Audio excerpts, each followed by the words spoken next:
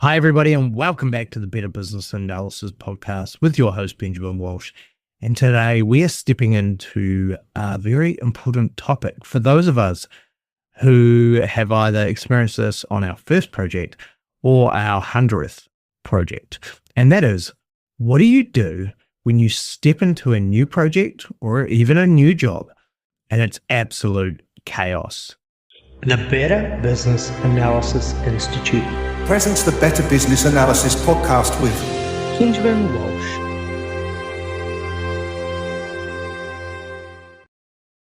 The view went well. Everyone seemed so nice. And then on day one, you realized you weren't hired into a smooth running machine. You've been dropped into a storm. Deadlines are looming, requirements are unclear, and everyone is running in different directions. So where do you start? Let's break it down. Number one, and we talk about this often actually, and I need to listen to my own advice. And step one is to breathe and observe. So before rushing into fixing things, pause. The biggest mistake people make in chaos is to react too quickly. Okay, they just start doing things, which can just make things worse. So I think you need to do three things here. You need to take a step back and observe who's doing what are the loudest pain points. Listen more than you speak. So ask open-ended questions like why to understand what's really happening. So that might be your project manager. You say, I just want to understand a bit more about that. Look for patterns. Chaos often follows predictable loops. So, for example, if a manager's getting angry or there's too much work to do, you'll figure that out pretty quickly and just figure out what's repeating. Think of it like a detective arriving at a crime scene. You don't just jump in with, your assumptions. You gather the facts first. So that step one is all about really just observing the situation and not ignoring it.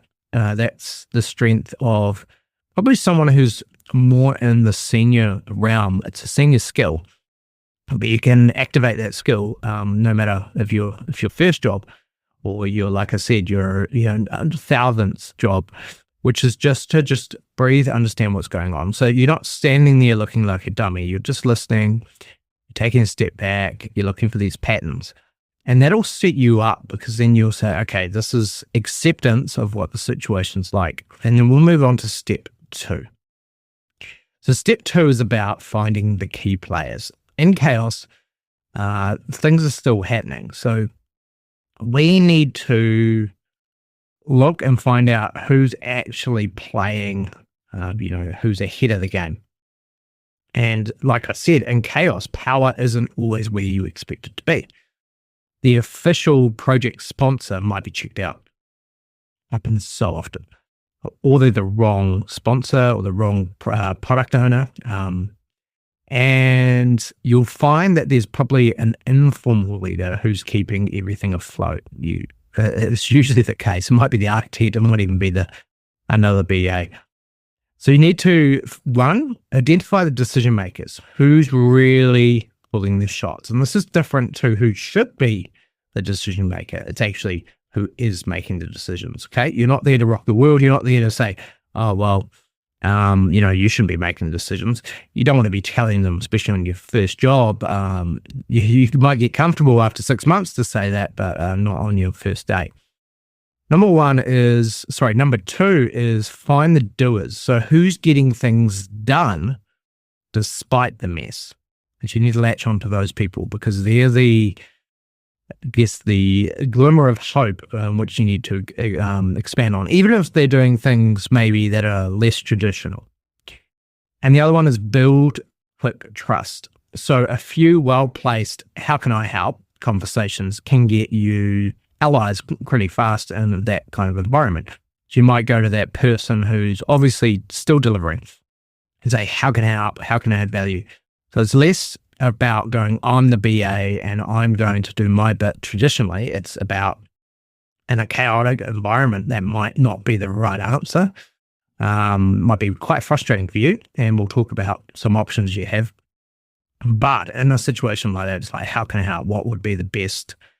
What can I do? And it could be the fact that, what you really need to do is get on to helping write some test scripts. That's a good example. So your goal here isn't to solve everything when we find the key players. It's to understand the dynamics so you know where to focus your energy. It's about, adding value and not wasting your time.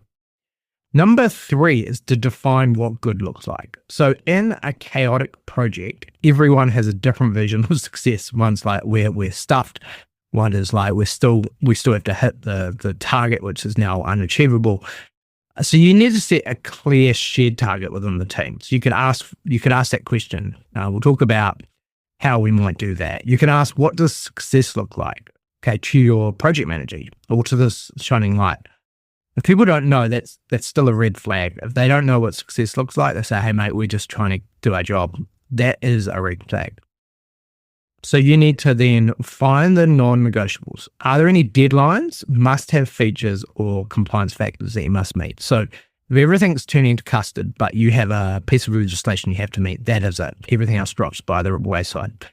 If there's a key date, and it's amazing, dates are really interesting things, usually connected to ego and management decisions, and dates can sometimes move. So make sure that you don't just lock on the fact that we said, we set the go live date. That might not be a non-negotiable.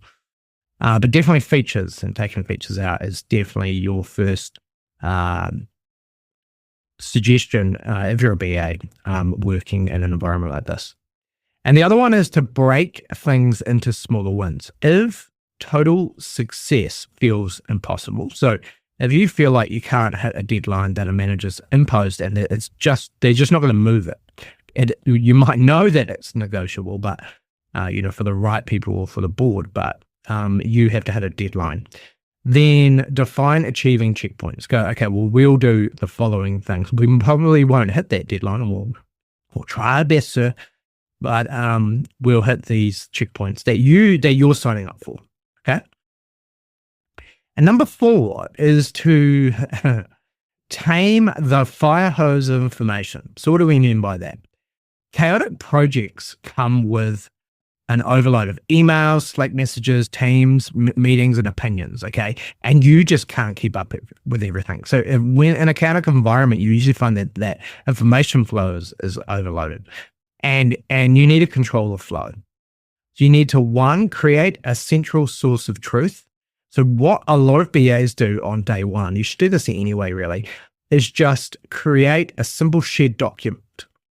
So one that for yourself, maybe, but it's also shareable, where you are writing down everything that is actually critical. So scope, just some of the real traditional aspects that you want to help you along the way. So get rid of the noise. What's the scope? Who's the project manager? Just the facts.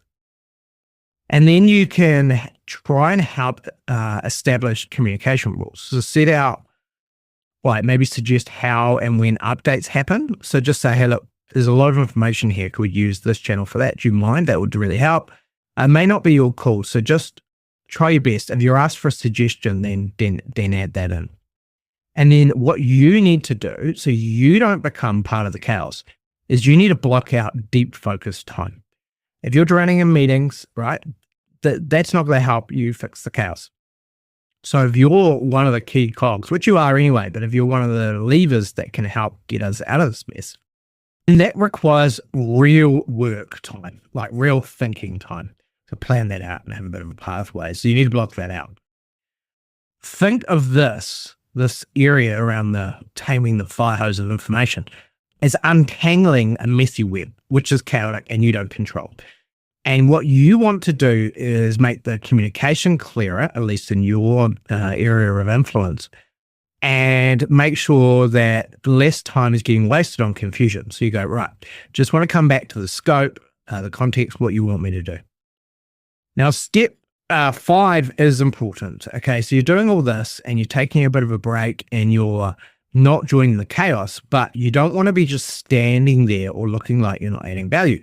So step 5 is really important, and it's about making a visible impact fast, okay? You don't have to fix everything overnight. It's not necessarily your job. And when I mean it's not your job, I mean I don't mean you can't just muck in, but it may be bigger than you can solve, right? And you can't lose focus of why you're there. But small, visible wins can change the energy in a team. It's amazing. So number one is to tackle a quick win. So solve a main it could just be a minor pain point, but it's a minor pain point. Does that make sense? That everyone feels. So if it's simply the fact that information's been sent everywhere and there's not a clear repository, maybe you could say, hey, look, I'll take the action just to organize this and save this there. I'll do it in the morning, take me half an hour every day until we get that in place, and then I'll set some rules around it. You want to show value early. So a well-organized summary of project risks or a cleaned up backlog can work wonders. That's a really good idea. Say, hey, I've written scope here. I've got it clear in a shareable document. I've added a context diagram. I've drawn a process diagram. Is always amazing. The amount of times I've seen a process diagram change the dynamics of a project is pretty amazing. The next one is be the calm in the storm. So when you bring structure, others start following suit. They start going, that's working. And then even their subconscious jumps on it and go, well, Ben's getting some wins, so maybe I should do what Ben's doing. So momentum is everything.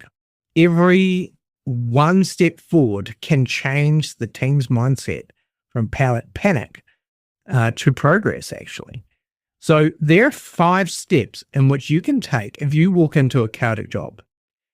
I'm going to go through those and I'm going to give you one last bonus tip. Walking into chaos is tough, but it's also an opportunity. Okay. And I have to say that more times than not, I've walked into chaos than I have calm. If you can bring clarity to the mess, you become invaluable. And, being the cleanup guy could be your cleanup girl, could be your focus. So next time you land in a project that feels like a dumpster fire, remember, 1, breathe and observe. Don't react, analyze first. Find the key players. Who really moves the needle? 3, define success. What's the actual goal here? What's the scope? Number 4, tame the information overload, control the chaos in communication and information. And 5, make a visible, fast impact. Okay? Start small, but show progress. If you've been in a chaotic project, I'd love to hear your tips. So contact me on LinkedIn, drop a message or a conversation. And I'm going to give you one other tip. If the chaos continues and your mental health is impacted, if you just can't find some wins out of here and it's not what you signed up to do, there is no shame in walking away from the job. Okay. I know the market could be tough, but there are situations where it would be better after you've tried and to try first and you're not making any gains at all, right? Then talk to your friends and colleagues and peers and make a decision. And sometimes the best answer is just to leave the job. Okay. I'll see you next week. I hope you enjoyed this episode.